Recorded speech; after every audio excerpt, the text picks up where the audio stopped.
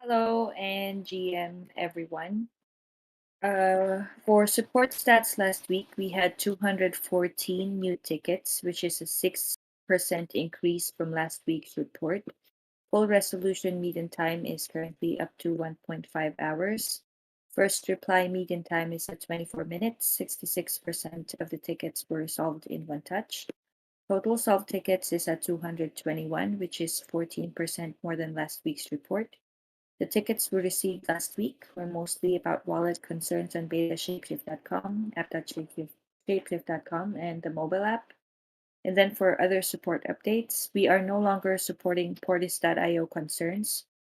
Portis now has a new support team handled by a different entity. The new link for the new Portis support is shared on the spreadsheet. That's it for me, and have a great morning.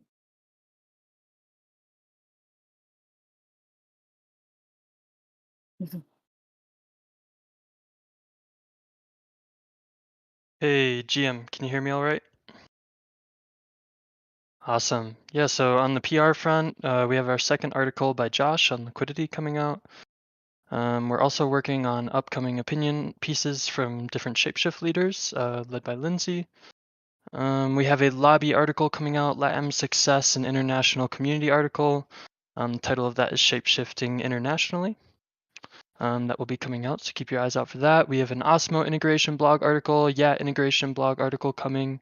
We're building out creative content, a backlog between HPain and Gray Machine for short videos and other creative content that we can be pushing out and recycling.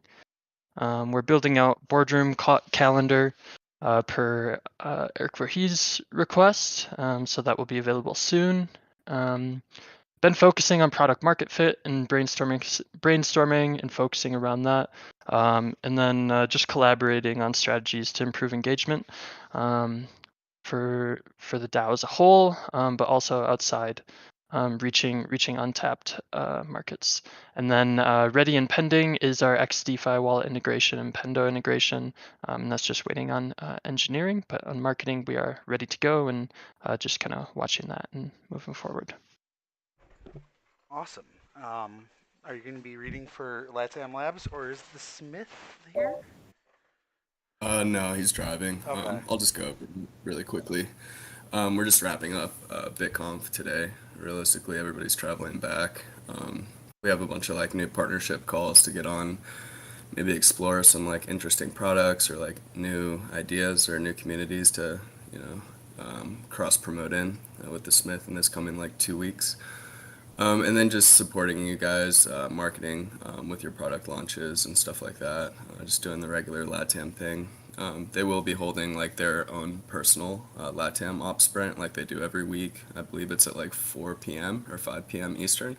So it's a little late. But yeah, LATAM should be getting back to it. So I'm stoked. I'm really happy with how BitConf turned out. So it's pretty cool to see. Awesome. Will they be doing any kind of retro at all? And Yeah, absolutely. awesome. We're gonna do like a summary on BitConf. It'll be fun. Awesome. Can't wait. Next up, we got GK and the Mod Squad. Maybe. Doesn't look like they have much this week.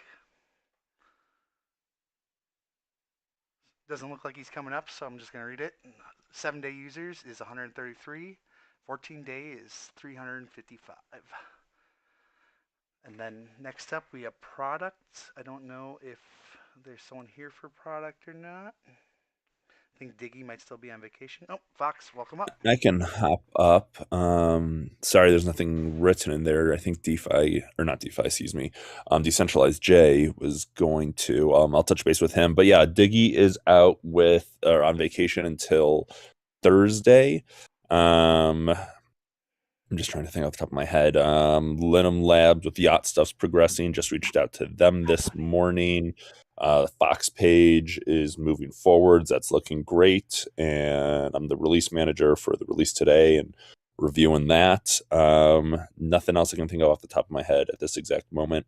But yeah, reach out with any questions you guys have. Thanks, Fox, for those updates. Next up, we got DeFi Cafe and engineering. GM DeFi.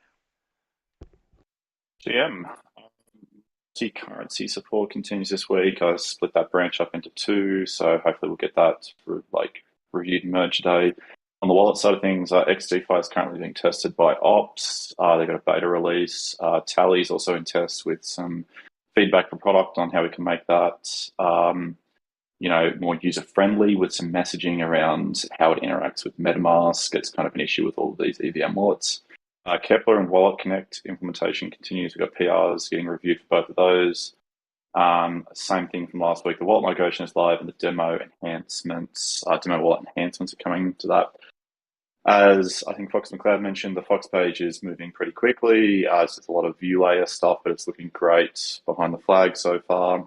The Unchained Ingester is on death's door. This is a bit of a technical thing, but removing the ingester, which means that all of the coin stacks across Cosmos, ETH, and Bitcoin will behave the same, remove some technical debt and complexity both from the back and the front end, and the page will load a whole lot quicker as a result as well. And chain agnosticism continues.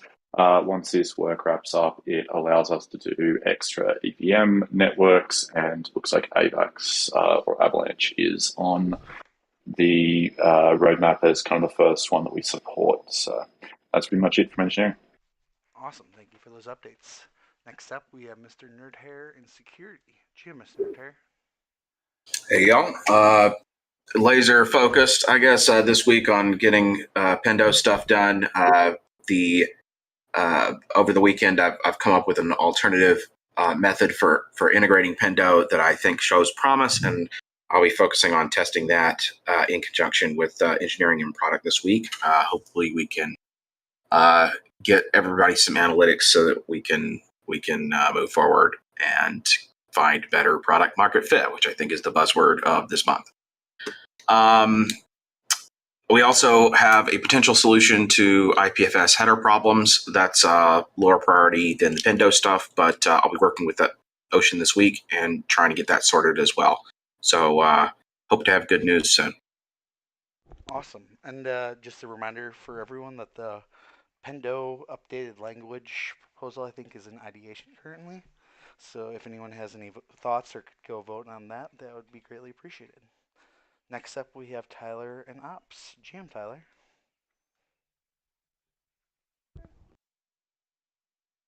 Sorry, gotta find the become a speaker button. GM Ron, GM Fam. And Ops this week. First off, the new release process has been really awesome. We've been sticking to our deadlines, so I want to give a big shout out to everyone in engineering who's volunteered to be a release lead manager and who's gotten all of our stuff to us when we need it. So thank you. It's really helped us keep our timelines. D-work is being cleaned up this week with the bounty crew, our ops assistants, who they've been handed off to this. So there's some really cool feature sets that we just need to hone and optimize to our specific needs for bounties, so that D-work page should continually be looking cleaner and better. The triage report, we had 13 reported issues, and 7 of those were resolved. And we have a report revamp that's coming that along with our bounties, should be a lot more optimized to our DAO specifics. So a lot of these old legacy systems that we had from centralized ShapeShift are now have enough data and metrics for us to really hone them into what we need for the DAO, and we plan to do that with a lot of our processes.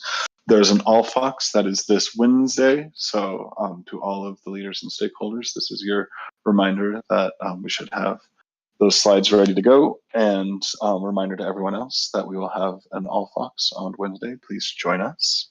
And I've got this section here called the Goat Farm. We had Goatapalooza about a month or two ago, where we tried to line up all of our meetings for every single project with every single stakeholder, and it created a whole bunch of calendar bloat and a lot of wasted time from people that didn't need to be in all of the processes all the time.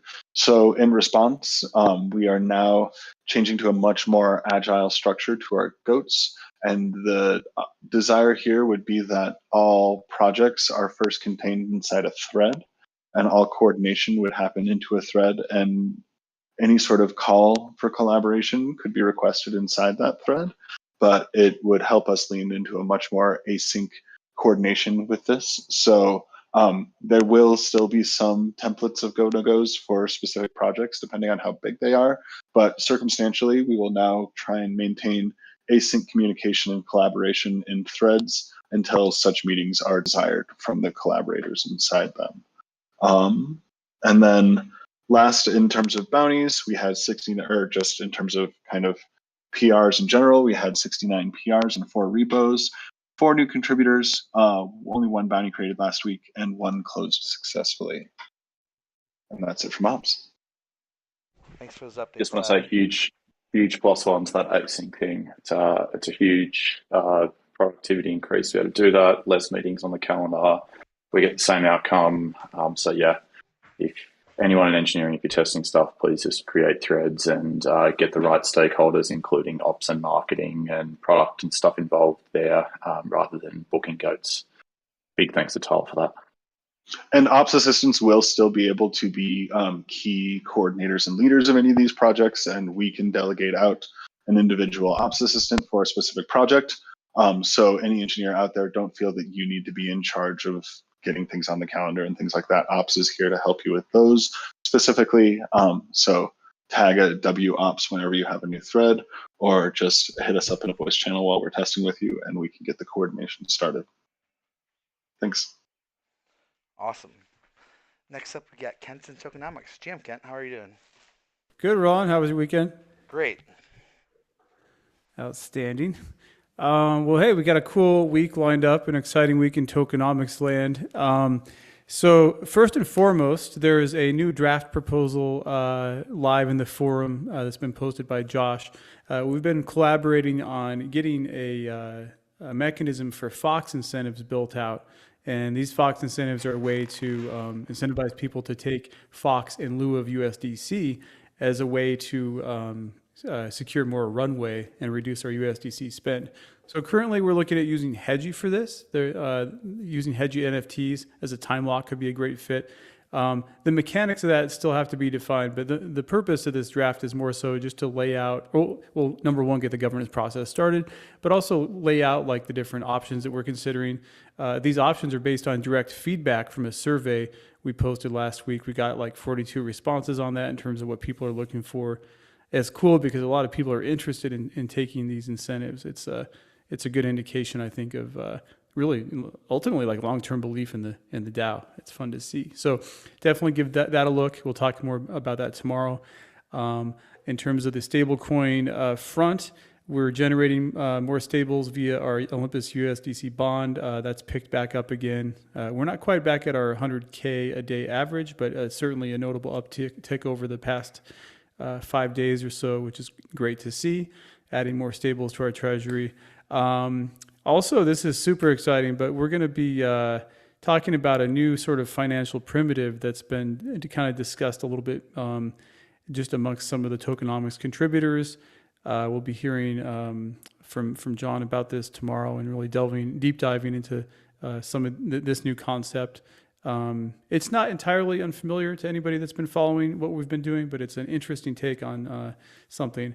And sorry to keep it all like, sorry to tease it, but I'm excited to roll it out tomorrow, and then you guys can really dig in.